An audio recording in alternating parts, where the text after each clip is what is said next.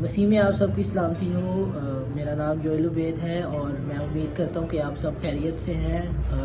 मैं आप सबको एक गुड न्यूज़ देना चाहता हूँ कि एक बहुत ही खूबसूरत गीत जिसका टाइटल है ये सलीब गवाही, और जिसको गा रहे हैं मेरे बहुत ही अजीज़ दोस्त बिशप जुनैद जवेद, और इसको लिखा और कंपोज भी बिशप साहब ने ही किया है। और इसका जो ऑडियो प्रोडक्शन है वो किया है ब्रदर महरोज़ ने, और वीडियो प्रोडक्शन इसकी ब्रदर अरसलान ने की है।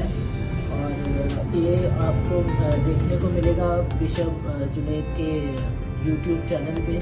और मैं उम्मीद करता हूँ कि जब आप इस गीत को सुनेंगे तो आप बरकत को हासिल करेंगे, और जब आप इस गीत को सुने तो आप इस गीत को दूसरों के साथ भी शेयर करिए ताकि ये गीत उनके लिए बाइस से बरकत हो। Thank you so much. God bless you.